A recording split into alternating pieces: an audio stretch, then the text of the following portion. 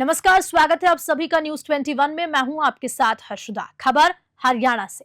आपको बता दें, हरियाणा में विधानसभा चुनाव को एक दिन से भी कम का समय बचा है और राजनीतिक पार्टियां लगातार चुनावी प्रचार में जुटी है और उम्मीदवार भी आम जनता के बीच जाकर अपने और पार्टी के पक्ष में मतदान करने की जनता से अपील कर रहे हैं। वहीं पंचकुला से एडवोकेट सरोज बाला निर्दलीय उम्मीदवार के रूप में चुनावी मैदान में है।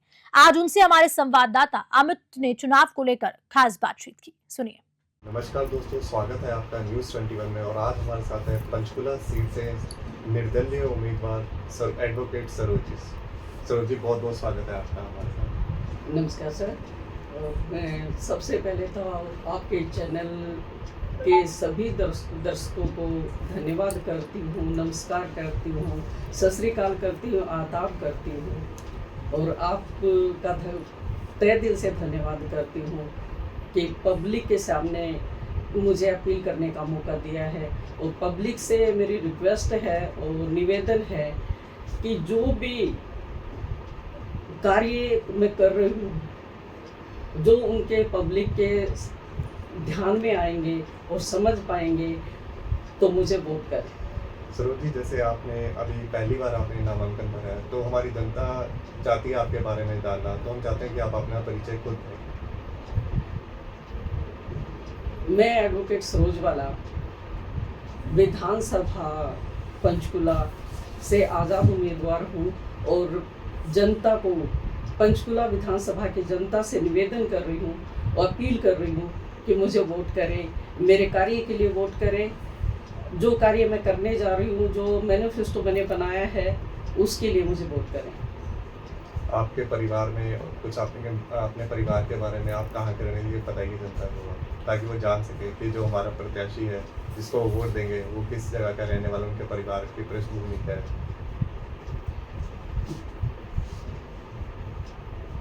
मेरा बर्थ डिस्ट्रिक्ट भिवानी गांव सुहासड़ा में हुआ है। पिछले 40 साल से मैं विधानसभा क्षेत्र में रहती हूँ, यहीं से मेरी एजुकेशन हुई है। और मेरे परिवार में मेरे भाई हैं, उनके परिवार हैं और मेरा भांजा डॉक्टर सुशील इंदौरा सिरसा से 2 बार MP रहा है, 1 बार MLA रहा है। मामा जी के लड़के मेरे राजस्थान से भैरव सिंह शेखावत मिनिस्ट्री में लेबर मिनिस्टर रहे हैं और उनके brother in law at present Ganganagar से कांग्रेस के MP हैं। मैम, जैसे कि आप जानते हैं कि कई पार्टियां चुनाव में इस समय जो आजमाइश कर रहे हैं, तो आपने निर्दलीय लड़ने का क्यों सोचा, या आपको कोई टिकट का ऑफर नहीं आया उनकी तरफ से? नहीं, टिकट का सर ऐसे था कि पार्टी में जो एट प्रेजेंट जो पार्टी का सिस्टम है, उसमें आम कैंडिडेट टिकट की होप नहीं रख सकते हैं। कि इस बार तो इतना बुरा हाल हुआ है कि नॉमिनेशन जिस दिन भरा है, नॉमिनेशन भरने से पहले वाले दिन सुबह 7 बजे या आधी रात को टिकट डिस्ट्रीब्यूट हुआ है। हाँ, ये मेरा एक अहम क्वेश्चन है कि कम से कम आज़ाद हो या पार्टी मेंबर हो, उसको 1 वीक मिलना चाहिए। कि रात को 2 बजे डिक्लेयर कर रहे हैं, दिल्ली में इतने बंदे बैठे हैं, वो कब नॉमिनेशन भरने आएंगे, कब डॉक्यूमेंट्स कंप्लीट करेंगे। बहुत बड़ा इशू है ये कि कम से कम सभी पार्टियों से निवेदन है, कम से कम 1 हफ्ता पहले टिकट डिक्लेयर करें, तो कम से कम अपना नॉमिनेशन प्रॉपर भर ले। डॉक्यूमेंट्स की रिक्वायरमेंट होती है, बहुत सी रिक्वायरमेंट होती है, बहुत से कैंडिडेट रह गए होंगे जो नॉमिनेशन नहीं भर पाए। तो ये चीज़ थी सर। मैम, जैसे पंचकुला सीट आपको पता है इस समय हॉट सीट है, यहाँ पर काफ़ी दिग्गज है जो चुनाव मैदान में उतरे हैं। चंद्रमोहन जी है जो कांग्रेस से लड़ रहे हैं, और हमारे स्पीकर साहब हैं जो बीजेपी के चुनाव निशान पे लड़ रहे हैं। तो आप क्या समझते हैं कि आप इनकी जो अभी स्थिति है, आप कहाँ पे अपने आप को देखते हैं? देखो, मैं अपने आप को ना पहले नंबर पे देखती हूँ। दिग्गज का मतलब ये नहीं होता कि वो पहले से पार्टी में हैं इसलिए वो दिग्गज हैं। दिग्गज का मतलब ये होता है कि वो काम क्या करें। 70 साल से कांग्रेस में कोई काम नहीं किया है और 10 साल से बीजेपी के गुप्ता जी हैं, उन्होंने कोई काम नहीं किया है। मैं हर गांव में जाती हूँ, हर गली में जाती हूँ, हर मोहल्ले में जाती हूँ, मैंने इतना बुरा हाल देखा है। पानी की समस्या, सीवरेज की समस्या है, रोड की समस्या है, और बेसहारा लोगों की वो समस्या देखी है मैंने, कि जो कि गवर्नमेंट का पहला स्टेप होता है बेसिक रिक्वायरमेंट प्रोवाइड करवाना, वो आम पब्लिक को प्रोवाइड की ही नहीं गई है। तो मैं इस मामले में किसी को दिग्गज नहीं मानती हूँ, तो जो पब्लिक के बीच में है वही दिग्गज है।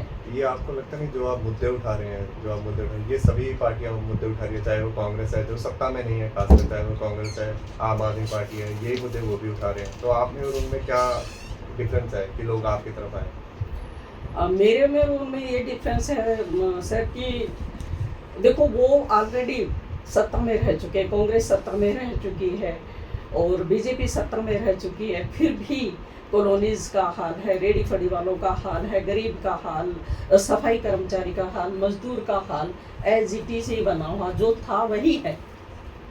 और मैं ये अपील लेके आई हूँ कि क्योंकि मैं गांव-गांव घूम रही हूँ तो मुझे बेसिक पता भी लग रहा है, तो मुझे बीच में रास्ते में कभी कोई ना बीजेपी का कोई कैंडिडेट मिला है, ना कांग्रेस का, कोई किसी भी पार्टी का कैंडिडेट मुझे कन्विंसिंग करते हुए नहीं मिला। मैं सुबह निकलती हूँ, रात को 9 साढ़े 9 बजे तक कन्विंसिंग करती हूँ, और वहाँ जाके देखती हूँ तो ये लगता है कि कभी किसी ने काम करने की कोशिश ही नहीं की। मैं पब्लिक के बीच में जाती हूँ, उनके सुझाव लेती हूँ, अपने जो कार्य मैं करना चाहती हूँ वो बताती हूँ, तो मैं टोटल बदलाव करना चाहती हूँ। आपका कहना यह है कि जनता से आपको पूरा समर्थन मिल रहा है? जनता से मुझे पूरा समर्थन मिल रहा है। मेरे पास जो कन्वेंसिंग के टाइम जो पिक्चर ले जाती हैं वो पिक्चर है मेरे पास, कॉलोनीज की पिक्चर है, आम जनता की पिक्चर है, किसानों की पिक्चर हैं जिनकी समस्याएं हैं। कुछ विलेजेस तो ऐसे हैं जो किसानों के विलेजेस हैं, उनमें चंद्रमोहन जी और गुप्ता जी अभी एंट्री नहीं किए जाके, कुछ विलेजेस ऐसे हैं। आखिर में आप हमारी जो पंचकुला की जनता है उनके लिए कोई मैसेज देना चाहेंगे? हाँ जी, मैं मैसेज देना चाहूँगी।